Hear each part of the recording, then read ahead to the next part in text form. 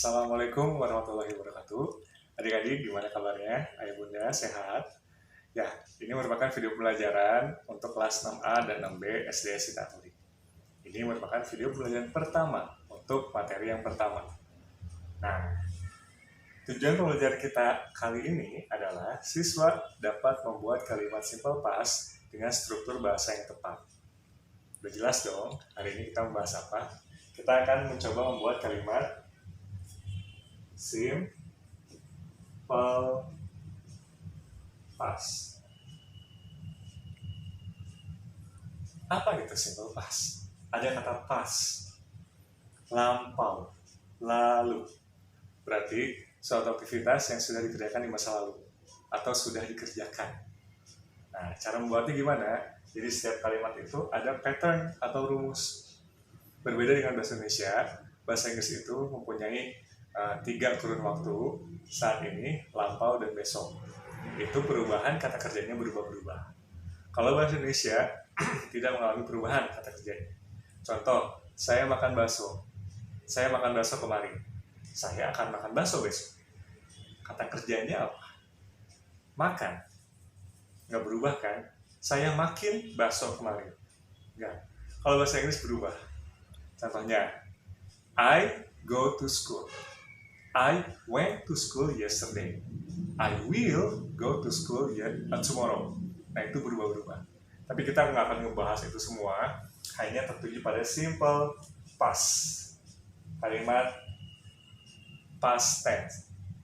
Nah, yang pertama simple past itu mempunyai pola atau rumusnya subjek dulu. Subjek.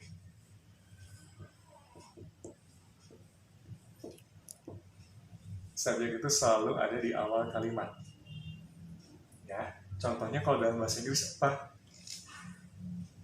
Ayu, Dewi. Itu aja ingatnya. Lalu ada kata he untuk laki-laki dan she untuk dia perempuan. Pak, kalau nama orang bisa. Pak, nama hewan bisa. Anak, a cat. Nama bunda, a ball. Bisa. Kalau lebih dari satu atau plural bisa. Misalnya Ana and Budi, atau cats, atau birds, atau flowers. Asalkan semuanya ada di awal kalimat itu disebut dengan subjek. Boleh pilih yang mananya. Nama orang juga bisa. Subjek di awal kalimat. Kemudian setelah subjek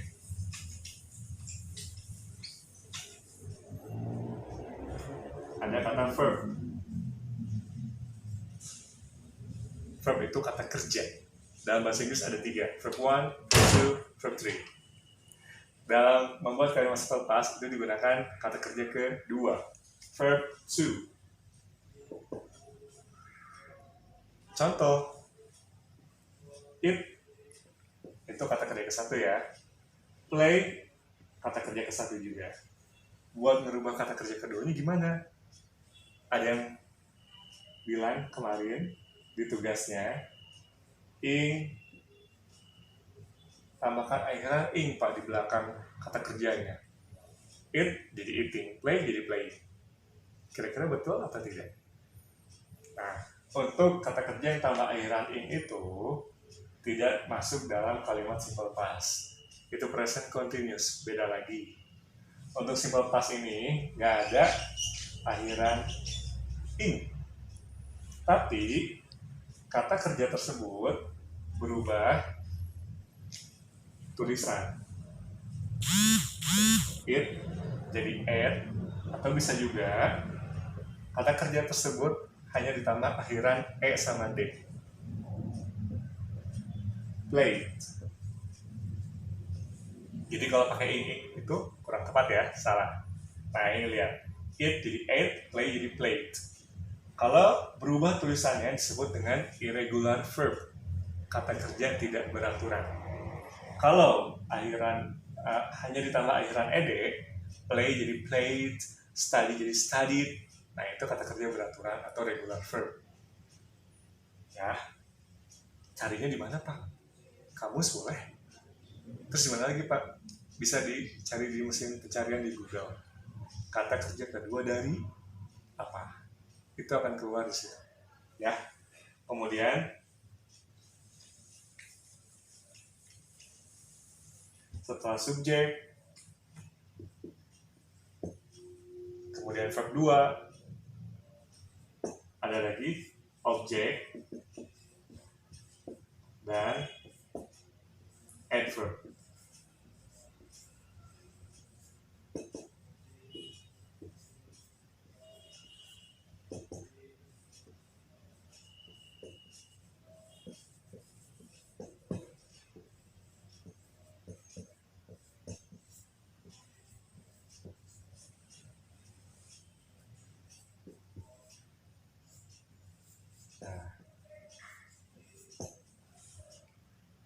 Tulisannya bagus ya.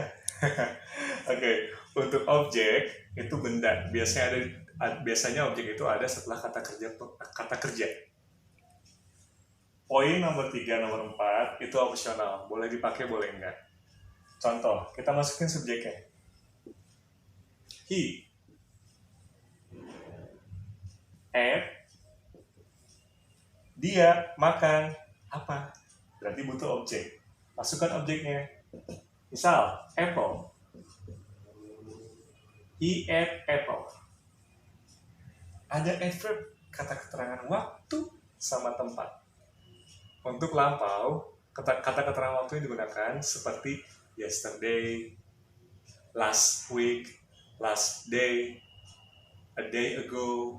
Kata ago atau tulisan ago itu adalah lampau. Kita pakai kata keterangan waktunya. Contoh, yes, day. He ate apple yesterday. Dia makan apel kemarin. Kalau nggak pakai poin 3 dan 4, he ate, itu sudah betul. Itu masuk ke kalimat simple past. Karena kita bisa lihat dari kata kerja keduanya yang mengalami perubahan.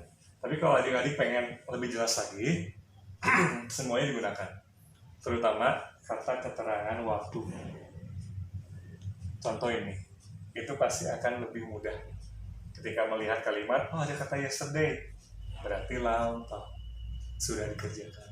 Oh, kata kerja keduanya berubah, berarti itu juga lampau atau simple past. Sampai di sini paham? Kalau bisa kurang paham, bisa diputar kembali videonya dari awal, atau bisa juga kalian tanya langsung melalui WA Bapak, atau bisa tulis pertanyaan di kolom komentar di bawah ini. Ya, untuk bertanya kalian bisa melakukan poin-poin tadi, WA, tanya pribadi, atau tulis kolom di bawah ini. Insya Allah akan dibalas dengan respon yang cepat.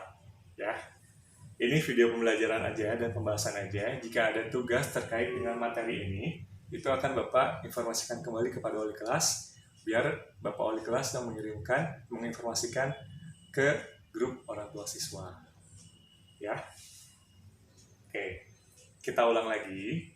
Kalimat simple past adalah kalimat atau aktivitas yang digunakan yang telah dikerjakan di masa lalu. Untuk membuat kalimat simple past, itu ada pola atau rumusnya. Subjek, kata kerja kedua, objek, adverb. Ingat, poin 3 dan 4 ini boleh dipakai, boleh enggak. Tergantung kata kerja keduanya. Apakah membutuhkan objek atau tidak.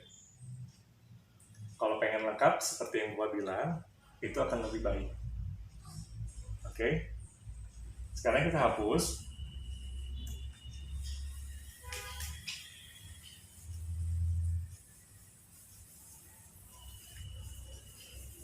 Adik-adik, sambil siapkan buku tulis dan pensilnya, kita coba latihan bersama membuat kalimat simple past. Adik-adik, pilih subjeknya yang tadi Bapak jelaskan sebelumnya. Sudah ditulis? Siapapun. Pak, nama teman saya boleh? Setelah subjeknya, masukkan kata kerja keduanya atau verb to. Sudah? Nah, kalau kata kerja keduanya nggak membutuhkan objek, berarti sudah selesai. Kalau butuh objek, kalian masukin objeknya. Benda yang berkaitan sama kata kerjanya apa?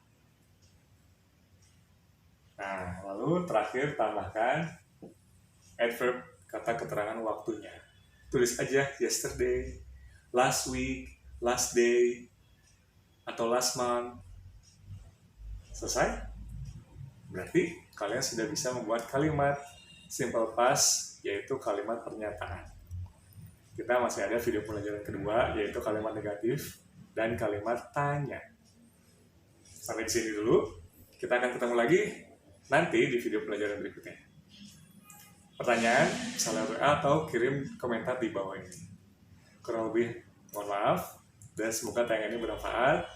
Akhir kata, wabillahi taufiq wal hidayah. Wassalamualaikum warahmatullahi wabarakatuh. Bye-bye.